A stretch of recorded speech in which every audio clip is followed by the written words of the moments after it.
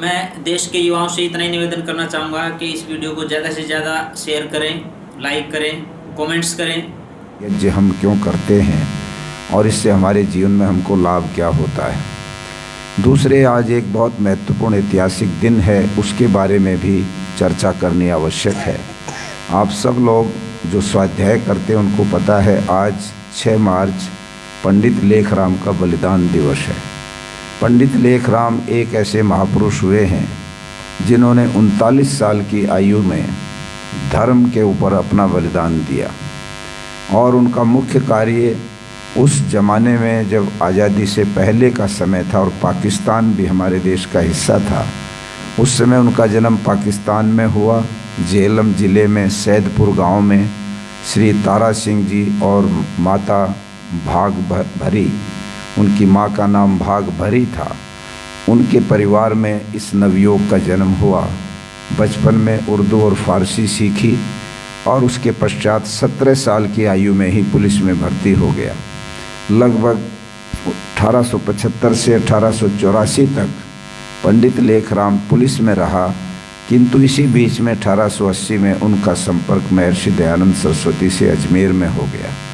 स्वामी जी से उनकी शंका समाधान हुई और बहुत सारे विचार जो उनसे संवाद हुआ, बातचीत हुई, प्रश्नोत्तर हुए, तो इनकी बहुत सारी शंकाएं थी, वो सारी की सारी दूर हो गई और महर्षि दयानंद से वो बहुत अधिक प्रभावित हो गए। उनको ऋषि दयानंद के बारे में पता लगा। बहुत बड़े विद्वान हुए हैं पंडित अलखधारी जी, जिन्होंने वैदिक साहित्य पर बहुत लिखा है। उनके किताबों में ऋषि दयानंद की चर्चा आती थी, तो पंडित लेखराम ने अलखधारी जी की किताबें पढ़ी और उसमें जो महर्षि दयानंद सरस्वती का कहीं चर्चा आ गया तो उनकी इच्छा हुई कि इनसे मुझे मिलना चाहिए। तब वो जाकर के उनसे अजमेर में मिले और उसके पश्चात युवावस्था में ही वो आर्य समाज की तरफ आकृष्ट हो गए। जब वो पुलिस में नौकरी करते थे तभी उन्होंने पेशावर में आर्य समाज की स्थापना कर दी और उस आर्य समाज में लोगों को आमंत्रित करने लगे, हवन यज्ञ करने लगे। 1884 में फिर नौकरी पूरी तरह से छोड़ दी और छोड़ने के बाद तो पूरा का पूरा समय आर्य समाज और वैदिक धर्म के प्रचार और प्रसार में उन्होंने लगा दिया।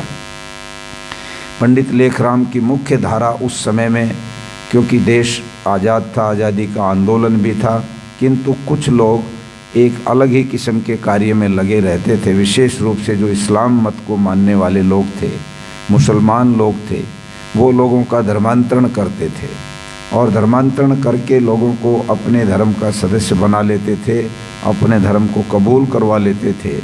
ये धारा जगह जगह गाँवों में, शहरों में चलती थी। तो पंडित लेखराम ने अपना लक्ष्य बनाया कि ये जो धर्मांतरण की जो प्रवृत्ति हो रही है, इसको रोकने के लिए मैं मुख्य रूप से काम करूँगा और इसके लिए उन्होंने अपना पूरा जीवन समर्पित कर दिया। पाकिस्तान के पास ही वर्तमान पंजाब में एक शहर है कादियाँ। उस कादियाँ शहर में एक मुसलमानों में नया मत बना था जिसको अहमदिया मुसलमान कहते हैं, अहमदिया मत। उस अहमदिया मत का जो संचालक था वो था मिर्ज़ा अहमद, और उसने एक अलग परंपरा ये डाली कि जो मुसलमान पैगंबर मानते थे केवल मोहम्मद साहब को, कि मोहम्मद साहब आखिरी जो है पैगंबर है दुनिया में और उसी को इल्हाम हुआ है, खुदा का ज्ञान उसी को प्राप्त हुआ है। किंतु इस व्यक्ति ने, मिर्ज़ा अहमद ने अलग हट करके ये कहना शुरू किया कि नहीं, मैं भी इस्लाम का आखिरी पैगंबर हूँ और मैं पहले कृष्ण था, मैं नानक था, मैं और ईसा मसीह भी था। ऐसी बातें उसके व्याख्यानों में और उसके लेखों में आने लगी। तब पंडित लेखराम ने उनको कादिया में आकर के चुनौती दी कि आप जो ये बातें कहते हैं, मेरी 3 बातों का यदि आप उत्तर दे देंगे तो मैं आपके मत को स्वीकार कर लूँगा।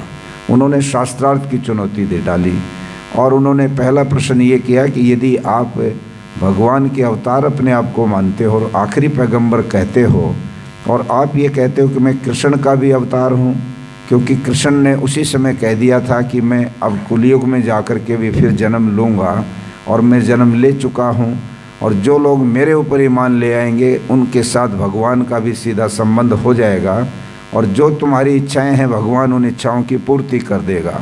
आप लोगों के सामने ये प्रचार कर रहे हो यदि वो भगवान इतनी प्रार्थनाएं सुनता है तो पंडित लेखराम ने सवाल उठाया कि मैं आपसे ये चाहूँगा कि आप उस भगवान से संस्कृत की शिक्षा प्राप्त कर लो।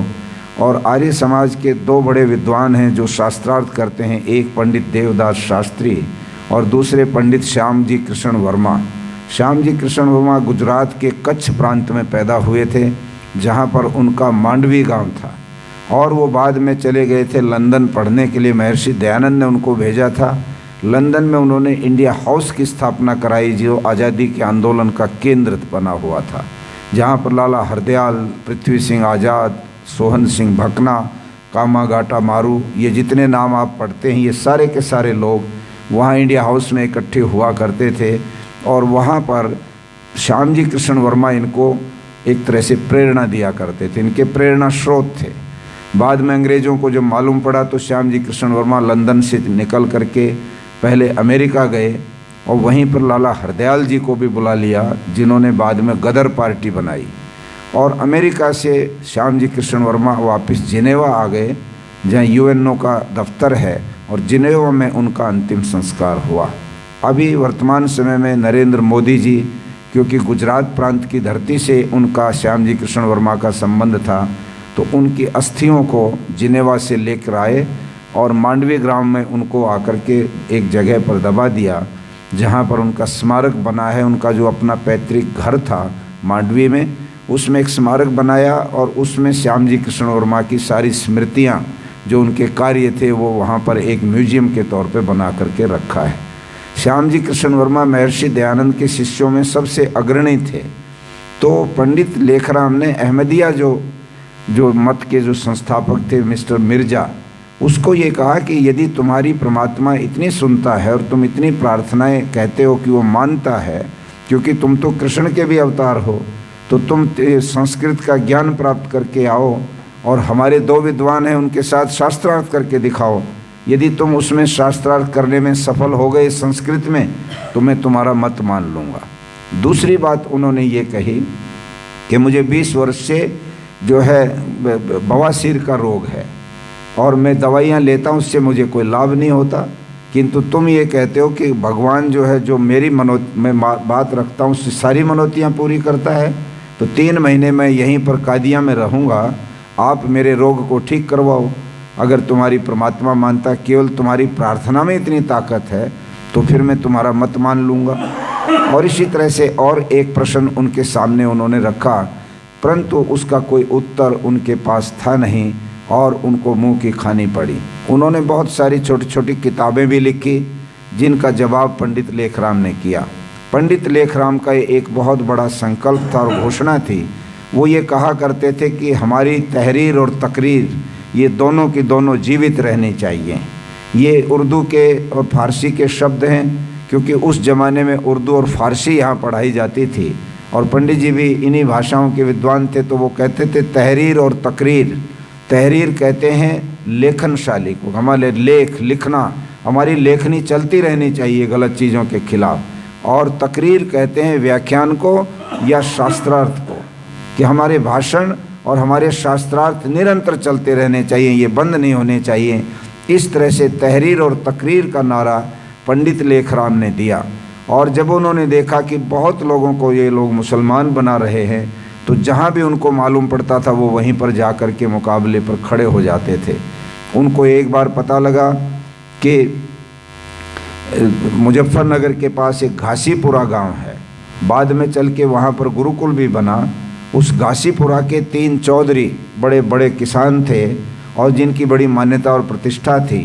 पंडित लेखराम को लाहौर में सूचना मिली कि 3 बहुत बड़े प्रतिष्ठित जमींदार हैं इलाके के, वो मुसलमान धर्म स्वीकार करने जा रहे हैं। पंडित जी तुरंत अपना बिस्तर लेकर के रेल में सवार हो गए और मुजफ्फरनगर जा कर के वहीं घासीपुरा पहुँचे, और वहाँ पर जो मौलवी लोग थे उनको चुनौती दी कि पहले मेरे प्रश्नों का उत्तर दो, उसके बाद तुम इनका धर्म बदलवा सकते हो। और उस पर बड़ी जम करके शास्त्रार्थ हुआ।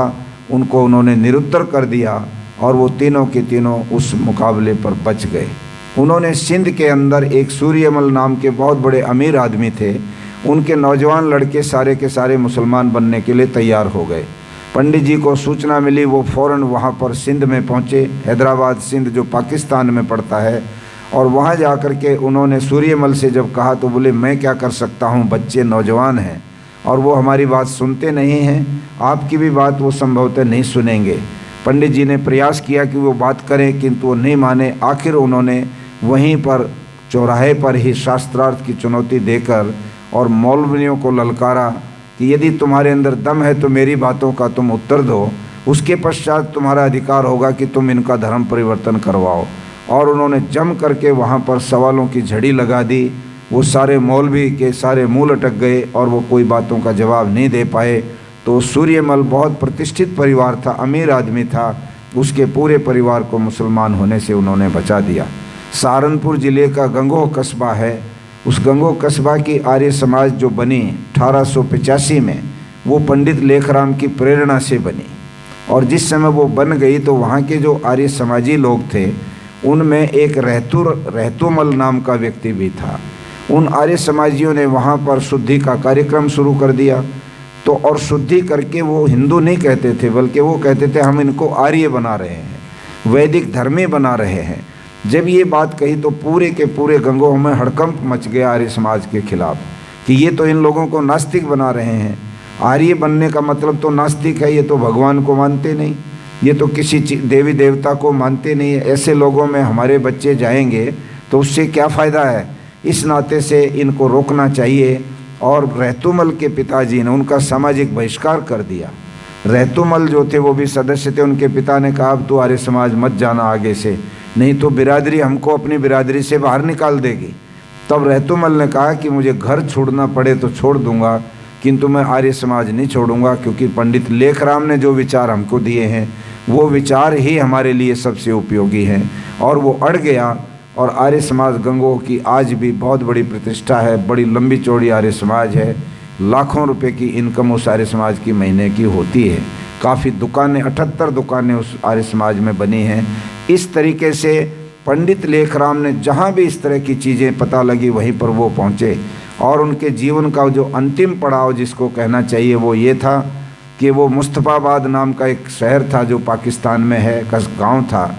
वहाँ पर उनको जैसे वो बाहर प्रचार से लौट करके आए थे, घर में बेटा बीमार था, 1.25 साल की उम्र थी बच्चे की। पत्नी ने कहा कि बेटा बीमार है, उसकी औषधि आदि की व्यवस्था करनी पड़ेगी।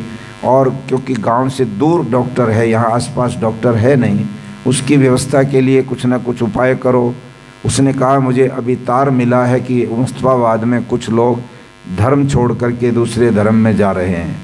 मेरी जीवन का जो संकल्प है, अगर मैं वहाँ नहीं पहुँचा और वो धर्म बदल करके दूसरे धर्म में चले गए तो ये मेरे ऊपर बहुत बड़ा कलंक लगेगा कि पंडित लेखराम कहाँ खोए गए थे उस समय जब इनका धर्म बदला गया। इसलिए यदि तुम्हारी इजाज़त हो, पत्नी से कहा, तो मैं वहाँ जाकर उनके धर्म की सुरक्षा करूँ। बेटे के लिए तुम प्रयत्न करो कि ये ठीक होकर के डॉक्टर की दवाई भी मिल जाए। पत्नी ने बहुत सहर्ष स्वीकार कर लिया कि आप जो कहते हैं ठीक है, मैं दवाई की व्यवस्था बेटे की करूँगी। तुम उन जो भाई जो बदल रहे हैं तुम्हारे धर्म को, उनके बचाना बहुत ज़रूरी है, तुम वहाँ पहुँचो। पंडित लेखराम तुरंत वहाँ से चले। वो हमेशा अपना बिस्तर साथ रखते थे, छोटा सा बिस्तर लपेटे हुए रेल में चढ़ गए। रेल थी तेज़ स्पीड वाली, जो एक प्रकार से नॉन स्टॉप होती हैं, जो बहुत एक्सप्रेस मेल होती, लंबी स्टेशनों पर रुकती हैं। जिस गांव में रुकना था वहाँ पर वो रेल रुक नहीं रही थी, किंतु स्टेशन आया तो थोड़ी स्पीड उसकी धीमी हो गई। इनको किसी ने बताया कि यहाँ पर ये नहीं रुकेगी जहाँ तुम जाना चाहते हो। पंडित जी खिड़की पर आए, बिस्तरा अपने छाती से लपेटा और एकदम जब वो थोड़ी सी आहिस्ता स्पीड हो गई तो छलांग लगा दी। और छलांग लगा दी तो दूर तक 10-20 फुट तक वो घिसरते हुए, रगड़ते हुए, जो वहाँ कंक्रीट पड़ा था, कांटे थे, उनमें से भी खरोंचें लगते हुए वो चले गए और बिस्तर उठा करके दौड़ करके गांव में पहुँचे, जहाँ पर मौलवी ने उनका धर्म बदलने के लिए तैयारी कर रखी थी। सब लोग इकट्ठे थे, प्रक्रिया होनी बाकी थी। जो वहाँ पर उनका जो वो कलमा पढ़ा जाता है वो पढ़ाना अभी बाकी था। उसी समय पंडित जी ने जाकर के तुरंत एकदम अपनी बात रख दी और उन्होंने कहा कि यदि आप में अपनी बातों को सही सिद्ध करने की हिम्मत है तो मैं प्रश्न करूंगा, उनका उत्तर दीजिए, नहीं तो इनको धर्म बदलवा करके आप दूसरे धर्म में नहीं ले जा सकते। और जो धर्म परिवर्तन के लिए तैयार थे उनको भी कहा कि पहले तुम जिस धर्म में जा रहे हो उनकी सच्चाइयाँ तो जान लो पहले, उसमें है क्या। यदि उसमें कुछ दम होगा, सत्य होगा, तो मैं भी तुम्हारे साथ चलूँगा, नहीं तो तुम्हें अपने धर्म को छोड़कर उसमें जाने की ज़रूरत नहीं पड़नी चाहिए। जब ये बात कही और वहाँ पर शास्त्रार्थ हुआ तो मौलवी पछाड़ खा गए, हार गए और अपने सामान उठा करके वहाँ से भाग निकले। और उनको जो धर्मांतरण करने वाले बंधु थे उनको जीवन उनका वापस धर्म रक्षा करने में पंडित जी ने अपने आप को सफल कर लिया। किंतु वो एक दूसरे पड़ाव पर हार गए कि उनके पास 1 घंटे के बाद तार आ गया कि तुम्हारा 1.25 साल का बेटा दुनिया से चला गया है। अपना बेटा छोड़कर जो मौत से जूझ रहा था, जिस व्यक्ति ने इस धर्मांतरण के नाम पर जो लोग अपना धर्म बदल रहे थे, उनको बचाने के लिए धर्म के ऊपर अपना इतना बड़ा एक बलिदान दिया। आप सोच सकते हैं कि ये परंपराएं कितने मजबूत लोगों ने इनको सुरक्षित रखा है। उन्हीं पंडित लेखराम को 6 मार्च 1897 में 39 साल की अभी उनकी उम्र थी, एकदम युवा थे। और उस समय एक व्यक्ति ने आया कि मैं शुद्ध होना चाहता हूँ, आप शुद्ध करते हो सब लोगों को, तो मैं भी पहले मुसलमान बन गया था, अब मैं हिंदू बनकर या आर्य बनकर वापस अपने धर्म में आना चाहता हूँ, आप मुझे शुद्ध कर लो। पंडित लेखराम जी ने कहा ठीक है, तुम्हें हवन करके शुद्ध करेंगे। तो वो उनके घर पर ही रहने लगा। 2-4-10 दिन रहा, उन्होंने सारी परिस्थितियों का अध्ययन किया, वहीं पर वो भोजन करता, वहीं सोता और पंडित जी के बहुत निकट अपने आप को उसने जमा लिया। एक दिन पंडित लेखराम महर्षि दयानंद सरस्वती की जीवनी लिख रहे थे और जीवनी लिख करके जैसे आदमी लिखते लिखते लिखते थोड़ा सा थक जाता है, उन्होंने अंगड़ाई सी ली और जैसे ही उन्होंने अंगड़ाई सी ली तो आंखें भी बंद होती हैं आदमी की। उस समय उस जो मुस्लिम नौजवान था जो शुद्ध होने के लिए आया था, उसने उनके पेट में छुरा घोंप दिया और उस समय रात के 2 बजे आखिर उनकी मृत्यु हो गई। ऐसा वो व्यक्ति, वो महर्षि दयानंद की जीवनी लिखने के लिए देश भर में घूम रहे थे कि उन घटनाओं को मैं खुद जा कर के देखूं, नोट करूं, जिन घटनाओं का ऋषि दयानंद के जीवन में वर्णन आता है। तो उनका नाम घूमने के कारण से आर्य मुसाफिर नाम पड़ा और उन्होंने 33 किताबें लिखी, जिनका संकलन एक बहुत बड़े मोटे ग्रंथ में है जिसका नाम है कुलियाते आर्य मुसाफिर। आर्य मुसाफिर तो उनको एक विशेषण मिला क्योंकि वो घुमक्कू थे, बहुत घूमते थे, वैदिक धर्म के प्रचार में भी घूमते थे और ऋषि दयानंद की जीवनी का भी जो सामग्री इकट्ठी करनी थी वह भी उनको करने के कारण उनको लोगों ने कहा ये तो आर्य मुसाफिर हैं। हर समय ये सफ़र में रहते हैं, घूमते रहते हैं और इनका एकमात्र लक्ष्य अपने जीवन को वैदिक धर्म और महर्षि दयानंद के विचारों को समर्पण। तो ऐसा एक महान बलिदानी जिनके बारे में कितना ही कहा जा सकता है, आज उनका बलिदान दिवस है। और मैं आप सब लोगों से निवेदन करता हूँ, जो व्यक्ति इतने बड़े संघर्ष कर लेता है, जो व्यक्ति धर्म के प्रति और अपनी मान्यताओं के प्रति इतना आस्थावान हो जाता है, इतना समर्पित हो जाता है कि उसके हृदय में वो सारी चीज़ें प्रकट होने लगती हैं, वो व्यक्ति इतिहास के पन्नों पर उसका नाम आता है। मुझे वो बात हमेशा याद आया करती है कि जिस समय स्वामी श्रद्धानंद जी ने गुरुकुल कांगड़ी की स्थापना की और उन्होंने संकल्प ले लिया, एक बैरिस्टर वकालत पढ़ा हुआ व्यक्ति, स्वामी श्रद्धानंद किसी गुरुकुल में नहीं पढ़े, उन्होंने वकालत पास की थी और वकायल बनने के बाद ऋषि दयानंद का प्रवचन बरेली में उन्होंने सुना। बरेली में स्वामी श्रद्धानंद के पिता लाला नानक चंद वहाँ पर कोतवाल के रूप में सर्विस करते थे, पुलिस में थानेदार थे और अंग्रेज़ पुलिस ने, सरकार ने स्वामी दयानंद जी के जब व्याख्यान होते थे तो वो बहुत खंडन मंडन करते थे, तो पुलिस लगाई जाती थी ताकि झगड़े ना हो जाए। चारों तरफ पुलिस होती थी, स्वामी जी के व्याख्यान होते थे। तो उस समय नानकचंद कोतवाल उनके व्याख्यान सुनते थे। बरेली में ऋषि दयानंद का व्याख्यान ओम के शब्द पे चल रहा था और वो बता रहे थे कि परमात्मा का जो मुख्य नाम है वो ओम है। और ये क्यों है ओम? तो ए ऊ मैं तीनों शब्दों की व्यापक व्याख्या और उस ओम शब्द की संसार के अंदर क्या स्थिति है, क्या उसका स्वरूप है, वो ओम रूप परमात्मा कैसा है आदि, इस पर उनका बहुत प्रभावशाली प्रवचन चल रहे थे। नानकचंद कोतवाल ने ये सोचा कि मेरा बेटा जो वकील है, जो भगवान को नहीं मानता, जो किसी और धर्म कर्म को नहीं मानता, नास्तिक बना हुआ है और अनेक तरह की और गलत आदतों में भी वो पड़ चुका है। पिताजी को मालूम था कि लाहौर में जिस समय श्रद्धानंद अर्थात उनका पुराना नाम मुंशी राम था, मुंशीराम एडवोकेट अपने वकील साथियों के साथ बैठ के शराब भी पी लेता है, उनके साथ बैठ कर के वो मांस भी खा लेता है, वो जुआ भी खेलता है बाद में, और भी सारी आदतें उसने बिगाड़ रखी हैं। तो उसने सोचा ये आखिरी मौका है, हो सकता है ये महात्मा जिनका व्यक्तित्व ही इतना भव्य है कि सामने आते ही आदमी की आंखें नीचे हो जाती हैं। स्वामी दयानंद के तेज और ओज को देखकर, उनकी वाणी के प्रभाव से उनके सामने आने वाला व्यक्ति भी एक प्रकार से झुक जाता था। तो नानकचंद कोतवाल ने ये समझा कि अपने बेटे को बुलाकर स्वामी दयानंद का व्याख्यान सुनवाऊं। यदि इनके व्याख्यान सुनने से वह आस्तिक बन गया और उसकी बुराइयां छूट गई तो मेरा जीवन सफल हो जाएगा, मेरी संतान योग्य बन जाएगी और मैं जिंदगी भर फिर बड़े आनंद के साथ अपने जीवन को बिता सकूंगा। उन्होंने जालंधर से मुंशीराम जी को बुलवाया और बुलवा करके कहा, बेटा यहाँ इस बरेली में एक ऐसा सन्यासी आया हुआ है जिनकी वाणी में अद्भुत ओज है। उनकी वाणी सुनने के बाद किसी भी व्यक्ति को सवाल उठाने की भी हिम्मत नहीं पड़ती। उनके भाषण ही ऐसे होते हैं कि जितने सवाल मन में लिए बैठा है आदमी, वो सारी की सारी गांठें खुलती चली जाती हैं।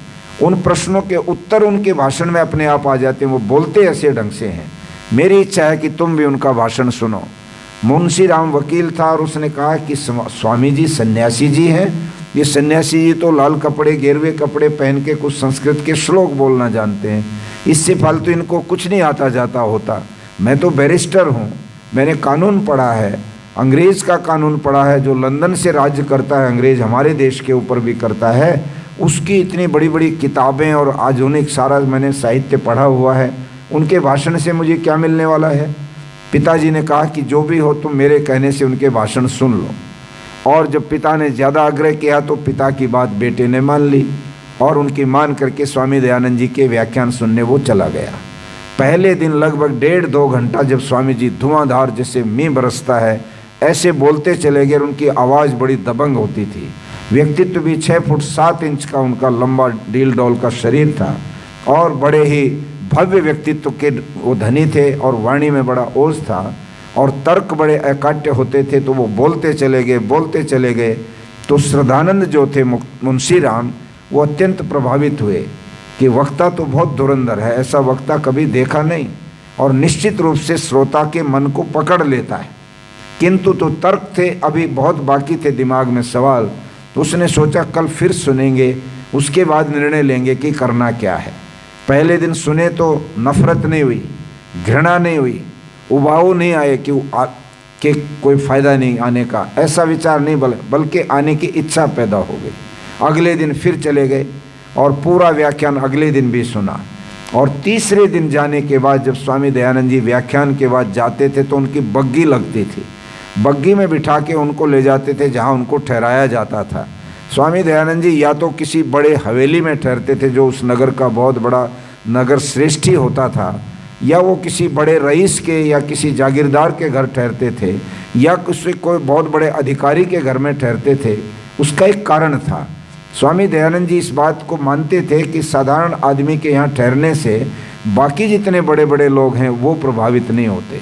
वो ये मान लेते हैं कि इस व्यक्ति का इतना स्तर होगा, इस गरीब के यहाँ ठहरा हुआ है, इसके पहले रोटी नहीं बेचारे के, ये इसके और 2 दिन की रोटी का खर्चा बन गया। तो वो ये मानते थे कि बड़े आदमी को अगर पकड़ लिया और वो प्रभावित हो गया तो उसके साथ और 200-400 आदमी प्रभावित होकर के उन विचारों को मान लेंगे। तो वो बड़े अफसर के पास जाते, बड़े पैसे वाले आदमी के पास जाते, बड़े राजा के पास जाते। तो स्वामी दयानंद जी की एक कार्यशैली थी और वो बहुत देर तक 1-2 महीने तक एक ही जगह पर व्याख्यान दिया करते थे, शंका समाधान किया करते थे और सैकड़ों लोगों को आर्य बना करके फिर आगे चले जाते थे। अपनी बग्गी में किताबें लदवा लेते और उसको ले जा करके आगे जहाँ पड़ाव होता वहाँ पर सारी किताबें रखवा देते और वहीं पर निवास करते, फिर 2 महीने वहीं रहते। इस तरह से स्वामी दयानंद जी की कार्यशैली थी। तो जब तीसरा दिन हुआ तो स्वामी श्रद्धानंद जी स्वामी दयानंद जी की बग्गी के बिल्कुल जिस उससे चढ़ना था ऊपर बैठने के लिए उस पर खड़े थे और उन्होंने थोड़ा सा झुक करके नमस्ते करके कहने लगे, मैं जालंधर से आया हूँ, मेरे पिता यहाँ कोतवाल हैं जो आपकी सुरक्षा में सरकार की तरफ से लगे हुए हैं। ये पुलिस का जो बल है उन्हीं की देखरेख में यहाँ पर काम कर रहा है। उन्होंने मुझे प्रेरित किया कि मैं आपके व्याख्यान सुनने के लिए यहाँ आऊँ। मेरी कोई श्रद्धा नहीं थी कि ये साधु संत लोग तो धर्म कर्म की और ही कोई बातें करते हैं जो दुनिया में जिनका कोई महत्व नहीं होता है। तो मैं इन चीज़ों में विश्वास नहीं करता था। मैं परमात्मा में भी विश्वास नहीं करता था कि परमात्मा नाम की भी कोई चीज़ होती है। मैं तो काल्पनिक चीज़ें मानता हूँ कि यूँ ही बहका रखा है भगवान, किसने देखा है, कहाँ है भगवान, ये तो विज्ञान का खेल है जो चल रहा है। तो ये सारी बातें मेरे मन में थी, किंतु आपके व्याख्यानों से बहुत सारे प्रश्न मेरे अपने आप हल हो गए। आपने उनके उत्तर अपने भाषणों में ही दे दिए। अब मेरे पास कोई प्रश्न तो बचे नहीं विशेष, और मैं बहुत अधिक प्रभावित हो गया हूँ आपके व्याख्यानों से। किंतु अभी भी आखिरी में ये प्रश्न लगा के कहने लगे, किंतु अभी भी मेरा विश्वास भगवान के ऊपर नहीं बन पाया है। स्वामी दयानंद जी ने देखा कि नौजवान तो योग्य है, वकील भी अपने आप को बता रहा और जलंधर से आया है ये सुनने, और एक बहुत बड़े पुलिस अधिकारी का बेटा है, तो इसको तो एकदम तो बहकाने की बात तो है नहीं, ये तो तर्कों से बात करेगा। स्वामी जी मुस्कुराए और अपनी योग की जो उनकी प्रतिभा थी उससे उस नौजवान की तरफ गहराई से देख करके इतना ही कहा, कोई बात नहीं, जब परमात्मा की तुम्हारे ऊपर कृपा हो जाएगी तो अपने आप तुम्हारा विश्वास उसके ऊपर हो जाएगा, कोई ज़्यादा परेशान होने की ज़रूरत नहीं, आपको चलते रहो। इतना ही मात्र कहा। वो आश्चर्य में पड़ गया, ये मैंने इतना बड़ा सवाल उठा दिया कि अभी भी मेरा भगवान पे भरोसा नहीं बना है। तो इन्होंने समझाने की कोशिश नहीं की, क्यों नहीं बना, ऐसे मानो, ऐसे करो। हम और आप होते तो 10 तर्क देते, भगवान ऐसा है, क्यों नहीं विश्वास हो रहा है आपको। किंतु स्वामी जी ने और कुछ भी नहीं कहा, मात्र इतना कह दिया कि जब उसकी कृपा हो जाएगी तो तुम्हें उस पर विश्वास भी हो जाएगा, कोई चिंता मत करो। ये कहना था कि उसके हृदय को पकड़ लिया। और वो लाहौर आते ही उसने सारी की सारी वो शराब की बोतलें जो बार बना रखी थी अपने ऑफिस में, उनको उठा करके सड़क पर फेंक दिया। और जितने साथी आए शाम को कंपनी बनाने के लिए, कहाँ चले गए थे आप, 4 दिन हो गए हम बड़े परेशान हैं, आपके पास बैठ के शाम की पार्टी जमती थी, आपके बिना हम सब लोग वैसे हो गए, सोने हो गए। उन्होंने कहा मैं हाथ जोड़ता हूँ, अब आप लोग अपना रास्ता पकड़ो, मैं बदल चुका हूँ अब, और मैंने तो एक ऐसे महापुरुष के दर्शन कर लिए हैं जिन्होंने मेरे जीवन को बदल डाला, और इसलिए मैं अब इन सारी चीज़ों से बहुत दूर जा चुका। वो सारी चीज़ों को छोड़कर श्रद्धानंद जी एक तरह से ऋषि दयानंद के अनुयायी बन गए। और उन्होंने वेद में फिर एक मंत्र पढ़ा, उपवरे गिरिनाम संगमे च नदीनाम धिया विप्रो अजायत। ये मंत्र है यजुर्वेद में, और इस मंत्र का अर्थ ये है कि उपवरे गिरिनाम, गिरि कहते हैं पहाड़ को, पहाड़ की कंदराओं में, गुफाओं में, संग में च नदी नाम, और नदियों के संग में, जहाँ नदी मिलती हैं उनके वहाँ पर या उनके किनारे पर, धिया विप्रो अजायत है। धिया कहते हैं बुद्धि, और विप्र कहते हैं विद्वान को।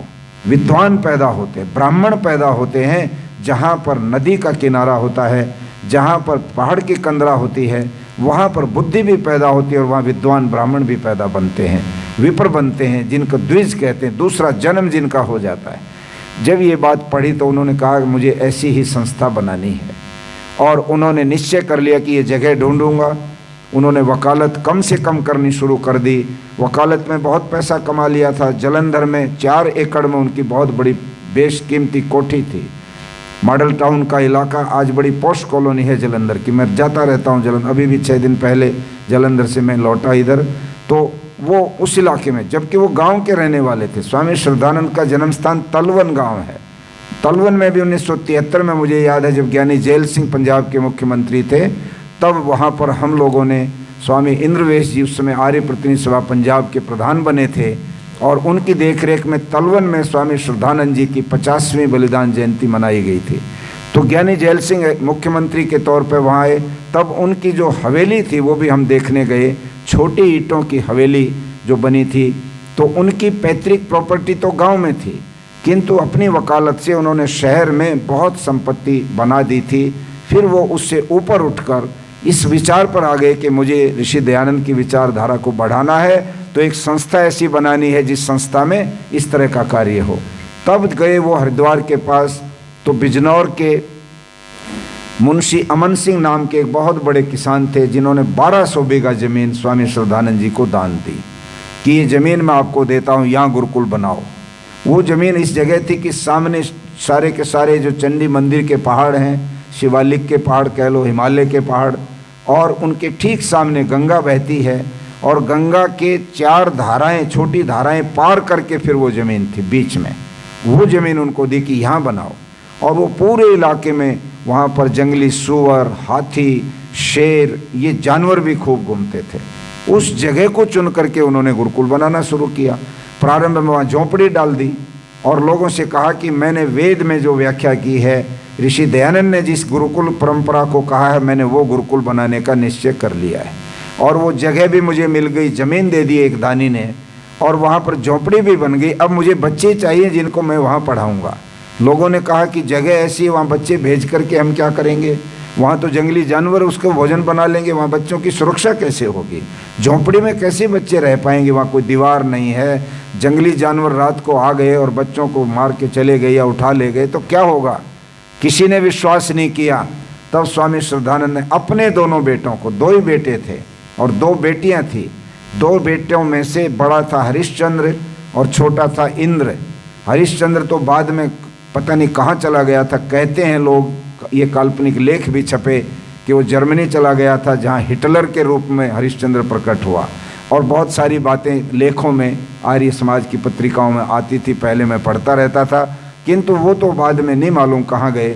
किंतु इंद्र विद्या वाचस्पति तो बहुत बड़े विद्वान बने और 12 साल तक भारत की राज्यसभा के सदस्य भी सरकार की तरफ से वो मनोनीत हुए। वो इतने बड़े विद्वान बन गए थे इंद्र विद्या वाचस्पति, जो श्रद्धानंद जी के छोटे बेटे थे। दोनों बच्चों को गुरुकुल में दाखिल कर लिया। जब दोनों बच्चे अपने दाखिल कर लिए तो लोगों को आश्चर्य हुआ, कैसा आदमी है, कैसी धुन है। हम लोग तो डर रहे हैं कि अपने बच्चों को वहाँ कैसे भेजें, और इन्होंने अपने दोनों बच्चे ही विद्यार्थी बना लिए और खुद जो है आचार्य बन गए, पढ़ाने वाले। तब लोगों को लगा कि नहीं, जो व्यक्ति दिल से समर्पित होकर इस काम को कर रहा है, कहीं कोई अपने मन में उसकी ये किफ़ायत नहीं है कि अपने बच्चों की तो मैं सुरक्षा करूँगा और दूसरों को यहाँ ला के पढ़ाऊँगा, ऐसा नहीं है। तब लोगों ने बच्चे भेजना शुरू किया और वो गुरुकुल फैलता गया। बाद में उस गुरुकुल की दीवार भी बनी, उस पे मकान भी बने। आज भी अगर कभी आप जाओगे हरिद्वार तो देखना, वो प्राचीन गुरुकुल कांगड़ी गांव है, 8-7 किलोमीटर हरिद्वार से बिजनौर रोड पर, और उसमें वो गुरुकुल है। उस गुरुकुल के ऊपर एक कमरा बना है, 1903 में बना वो कमरा। उस पर पंडित लेखराम के दादा का नाम लिखा हुआ है और उसमें 500 रुपये के दान है। 500 रुपये से एक कमरा। आप अनुमान लगाइए, आज अगर दूसरी मंजिल पर कोई रहने का बढ़िया कमरा बनाना पड़ता है तो हमें कितना खर्च करना पड़ता है, और वो केवल 500 रुपये में बना है, उसके ऊपर पत्थर लगा हुआ है। उस समय के दानियों की सूची भी पढ़ोगे तो हजारों में नहीं मिलेगी, सैकड़ों में मिलेगी, जो आज के लाखों रुपए के बराबर हुआ करते थे। तो लोगों ने उनको इस तरह से देना शुरू किया।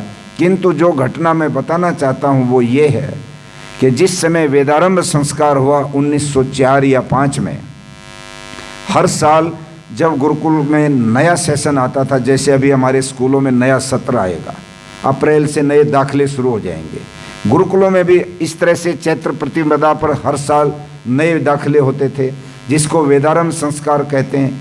तो बच्चों को लोग वेदारंभ के लिए लाते थे। तो एक बच्चा जिसका वेदारंभ संस्कार हुआ, उसका मुंडन करा दिया, शिखा रख दी गई, या जो पवित्र उसके गले में है, कटिवस्त्र बांधे हुए है, हाथ में दंड है और झोली लेकर के, जो वेदारंभ संस्कार जिन बच्चों का होता है, वो उपस्थित लोगों से भिक्षा मांगते हैं, झोली लेकर के घूमते हैं कि भिक्षा दो विद्यार्थियों को। क्यों मांगते हैं? उस जमाने में पढ़ाई माता पिता के खर्चे से नहीं होती थी। उस जमाने में पढ़ाई सारी की सारी समाज और राष्ट्र के खर्चे पर होती थी। गरीब और अमीर सबके बच्चे एक स्थान पर पढ़ा करते थे, सबको बराबर खान पान, सबको बराबर सोना, बराबर की सारी पाठ्यक्रम की किताबें और सब कुछ मिलता था। ये भेद नहीं था कि अमीर का बच्चा तो सर्दियों के दिनों में बढ़िया अच्छे पंजीरी और लड्डू बना करके उसके घर वाले लेके आएंगे और गरीब का बच्चा सूखी रोटी खाएगा। ये व्यवस्था गुरुकुलों में तब नहीं थी, और इसलिए विद्यार्थियों से झोली लेकर के घुमाते थे कि तुम भिक्षा मांगो, इस भिक्षा से तुम्हारे अंदर एक तो अहंकार नहीं रहेगा और इस भिक्षा के माध्यम से तुम्हारी पढ़ाई में, भोजन में कुछ सहयोग प्राप्त हो जाएगा। इसलिए सारे बच्चे भिक्षा मांग रहे थे। एक बच्चा जो भिक्षा में गया तो एक माता बैठी थी उस भीड़ में, उस माता ने अपनी जेब से 1500 रुपये, उस जमाने में सारे के सारे बच्चे लौटे उनके झोले में किसी के 3 रुपये थे, किसी के 2 रुपये थे, किसी के 4 रुपये थे, क्योंकि एक एक दो पैसा, एक एक दो आना ही लोग डालते थे उस समय। रुपये तो देखने को भी नहीं मिलते थे, बहुत पैसे की कीमत उतनी ज़्यादा नहीं थी। तो उस अवस्था में उस एक ब्रह्मचारी की झोले में इकट्ठे लपेटे हुए 1500 रुपये जब थे, और उसने आकर के गुरुजी को ला करके अपनी भिक्षा झोली खोली, तो उन्होंने वो जो नोटों का जो बंडल था वो खोला तो 1500 रुपये देखे। उनको आश्चर्य हुआ कि इतनी बड़ी भीड़ में कौन व्यक्ति है जिसने ये 1500 रुपये डाल दिए। तो आखिर में बात की खोज हुई और उन्होंने माइक से जो भी वहाँ व्यवस्था थी उससे पूछा कि कौन व्यक्ति है जिसने ये 1500 रुपये इस बच्चे की झोली में वेदारंभ संस्कार में भिक्षा में डाले हैं। तो उस भीड़ में माताओं के बीच में एक माँ बैठी थी, और वो माँ कोई और नहीं थी, वो थी पंडित लेखराम की विधवा। पंडित लेखराम की विधवा जिसने अपने पति को धर्म पर बलिदान होते देखा 39 साल की उम्र में, और उनकी विधवा अपने 1.25 साल के बेटे को इसलिए मौत के भेंट चढ़ा दिया क्योंकि पति चले गए धर्मांतरण रोकने के लिए, और वो स्वयं औषधि की ठीक समय पर व्यवस्था कर नहीं पाई, और बच्चा भी गया, और फिर अपना शौहर अपना पति भी खो दिया। उसने ये महसूस किया कि आज श्रद्धानंद जो अपील करता है कि मुझे पैसा दो, मैं इन बच्चों की सुरक्षा के लिए और अच्छी व्यवस्था करूँगा। और इस श्रद्धानंद ने अपनी 4 एकड़ की कोठी जो मॉडल टाउन में बनाई थी उसको बेचकर अपने दोनों बेटों से उनके हस्ताक्षर करवा कर और इस गुरुकुल में लगा दिया। एक एक पैसा ला करके उसने कहा कि मैं पैतृक ज़मीन तो नहीं बेच सकता, वो तो दादा परदादाओं की ज़मीन है, पुश्तैनी ज़मीन में मेरा राइट नहीं है कि मैं उसको बेच दूं। उस पर तो और भाई बंधुओं का सबका अधिकार है। जो मैंने अपनी वकालत से पैसा इकट्ठा करके बनाया है वो मेरी प्रॉपर्टी है। और अपने दोनों बेटों से एक दिन सुबह 3 बजे उठ करके बुला करके कहते हैं स्वामी जी 3 बजे, 4 बजे बच्चे उठते थे, उस दिन 3 बजे बुलाए। दोनों घबरा गए कि 1 साल हो गए पिताजी ने कभी हमको बुलाया नहीं, आज 3 बजे क्यों बुलाया, या तो कोई दंड देंगे या कोई गलती हो गई है सज़ा मिलेगी। दोनों घबराते हुए उनकी कुटिया में गए और जा कर के पूछने लगे पैर छू करके कि आज 3 बजे क्यों बुलवाया है। स्वामी श्रद्धानंद जी गंभीर होकर के कहने लगे बैठ जाओ और ये तुम पढ़ लो। रात को लिख करके सोए थे कि मैं मेरी संपत्ति गुरुकुल में दान देना चाहता हूँ और ये संपत्ति तुम्हारी है क्योंकि मेरे बाद इसके मालिक तुम बनोगे। पिता की प्रॉपर्टी जो उसकी खुद की अर्जित की हुई होती है उसकी अगली संतान उसकी वारिस बनती है, किंतु जो पुश्तैनी ज़मीन होती है, मकान होते हैं, उसकी अधिकार सीधा सीधा उसका अपना नहीं होता है। इस प्रकार से जब उन्होंने कहा तो बड़े बेटे में थोड़ी समझ आ गई थी, हरिश्चंद्र में, वो गंभीर हो गया। किंतु इंद्र छोटा था और भावुक था। उसने कहा क्या सोच रहे हो भैया, क्या देख रहे हो, मुझे दिखाओ क्या लिखा है पिताजी ने। और उसमें लिखा है कि हम ये ज़मीन आप गुरुकुल को दान दे रहे हो, हमें इसमें कोई भी ऐतराज़ नहीं है, कोई शंका नहीं है, हम सहमत हैं कि आप इस संपत्ति को दान दे दीजिएगा। ये स्वीकृति अपने बेटों से मांगने के लिए जब पत्र दिया और कहा कि तुम इस पर हस्ताक्षर करो, तो इंद्र ने हस्ताक्षर बड़े चाव से, क्योंकि छोटा था, भावुक था, कर दिया। किंतु बड़े के आंखों से आंसू निकले और उस पर गिर गए वो बूंद, और हस्ताक्षर करके फिर उसने भी वो कागज़ दे दिया। जब इस बात का पंडित लेखराम की उस माँ को, उस विधवा माँ को जो पता लगा कि श्रद्धानंद ने अपनी पूरी संपत्ति गुरुकुल को सौंप दी है, अपने जिगर के दोनों टुकड़ों को गुरुकुल का विद्यार्थी बना रखा है, आखिर इस व्यक्ति के अंदर तो कुछ बचा ही नहीं समर्पण के सिवाय, ऐसे व्यक्ति के लिए अगर सहयोग में देती हूँ तो ये इसका सबसे बड़ा सम्मान होगा। और उनकी भावनाओं को उसी ने समझा।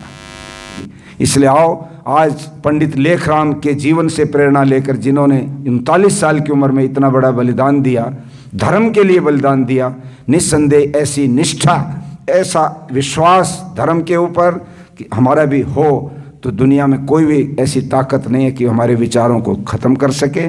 इन शब्दों के साथ वाणी को विराम। आप सबका बहुत बहुत धन्यवाद।